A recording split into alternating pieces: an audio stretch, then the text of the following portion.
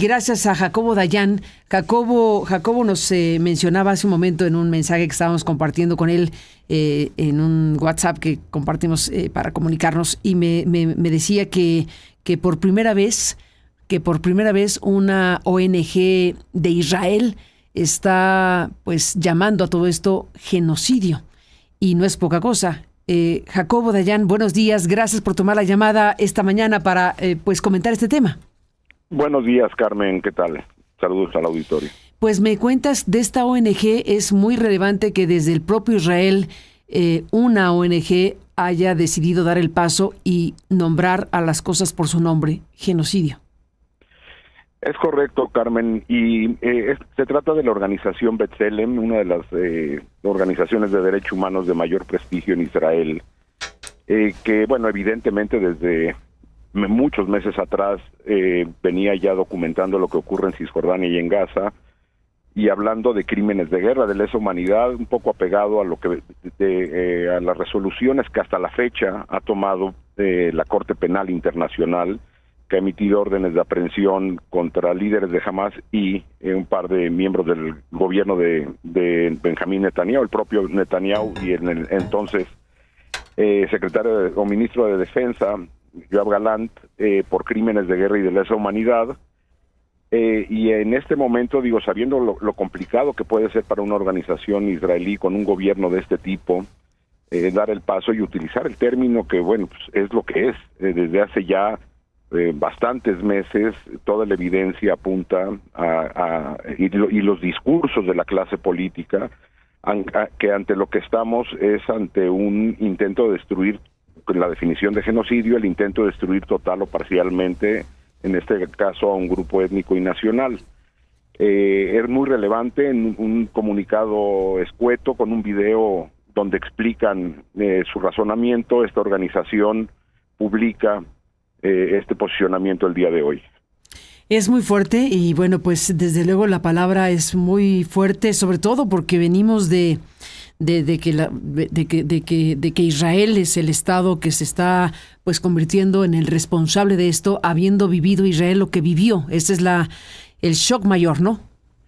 Pues el shock Israel es producto de los horrores de la Segunda Guerra Mundial, y ahora se convierte en perpetrador de crímenes de guerra, de lesa humanidad y de un genocidio. Simbólicamente y materialmente es brutal, sobre todo pensando, y hay que poner al centro a las víctimas, en un entorno internacional donde pues aparentemente esto ya no impacta. El presidente Netanyahu, a pesar de tener órdenes de aprehensión, ha viajado a los Estados Unidos, recientemente viajó a Hungría y no fue detenido.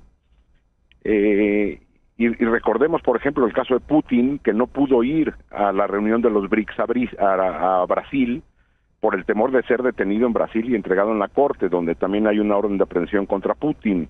Es decir, el marco internacional también ya tiene una flexibilidad o una tolerancia a este tipo de crímenes sumamente preocupante, en un entorno donde estamos viviendo 4 genocidios simultáneos.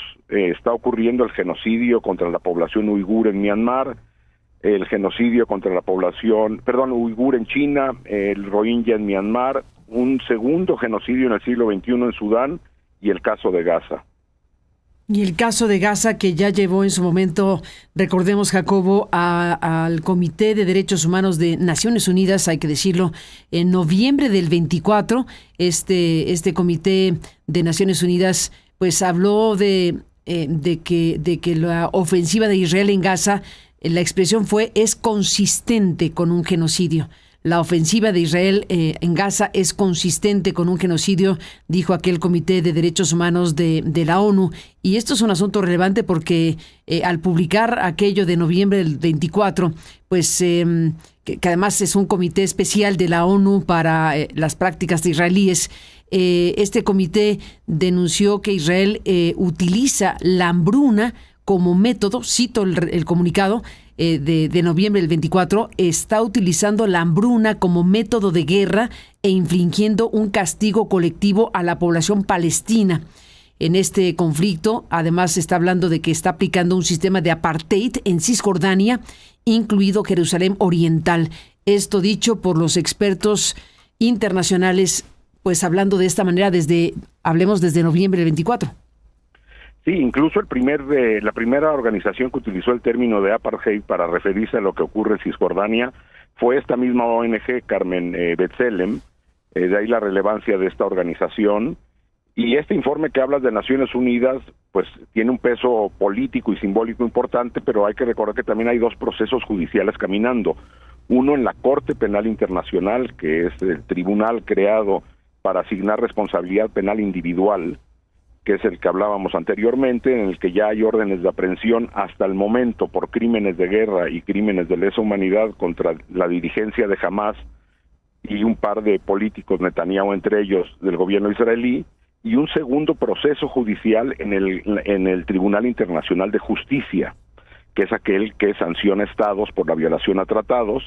Israel fue acusado inicialmente por Sudáfrica y se han ido sumando otros países pidiendo, incluso llevando al Tribunal Internacional de Justicia, que todavía no se pronuncia en el fondo de la situación, pero ya desde hace también varios meses emitió medidas cautelares al Estado, al gobierno de Israel, diciendo que lo que está ocurriendo puede ser constitutivo de genocidio. No ha todavía llegado al fondo, pero las medidas cautelares de este tribunal tampoco fueron acatadas por el gobierno de Israel, como en su momento tampoco fueron acatadas las que emitió para el gobierno ruso. Es decir, estamos viviendo en un entorno internacional donde los pronunciamientos de órganos como Naciones Unidas carecen de peso político, al igual que las resoluciones de tribunales. Es el mundo que se configura de un desfonde del derecho internacional absoluto. Ni más ni menos, pues Jacobo Dayan, importante. ¿Qué opinión te merece la declaración de Netanyahu de que no tiene el Estado de Israel una política de hambre en la franja? Bueno, pues son las declaraciones de un criminal. Hay que tomarlas de quien vienen. Es abiertamente falsa y tendrá que, ojalá algún día enfrente su responsabilidad ante tribunales. Pero bueno, lo que está haciendo es política interna. Hay que entender este tipo de personajes como entendamos a los políticos contemporáneos con nulo respeto a la ley y con un discurso que más atiende a inflamar a sus bases, que es un mensaje hacia su base al interior de Israel.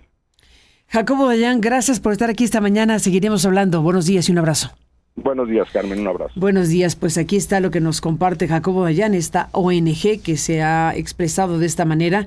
Estamos hablando de una importante organización en Israel que ha decidido, que es la primera vez que una organización de Israel da el paso para decidir pronunciar la palabra genocidio para hablar de lo que está ocurriendo en Gaza.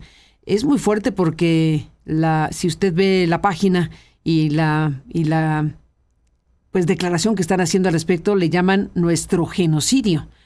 Nuestro genocidio en inglés es como se está leyendo aquí.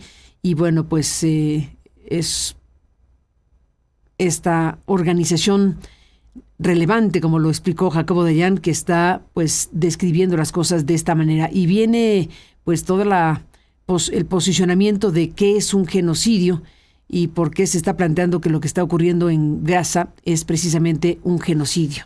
Y al final, bueno, hay muchas informaciones y referencias acerca de lo que se entiende por genocidio. Ya lo explicó muy bien Jacobo Dayan. Por lo pronto, lo que estamos observando, viendo la realidad que hoy está viviendo Gaza, está precisamente vinculada a esta situación que lleva a plantear que estamos, sí, frente a una circunstancia de estas dimensiones. Estamos hablando de un fenómeno que debe ser frenado, que debe haber una exigencia mundial para frenar lo que está ocurriendo hoy por hoy en Gaza.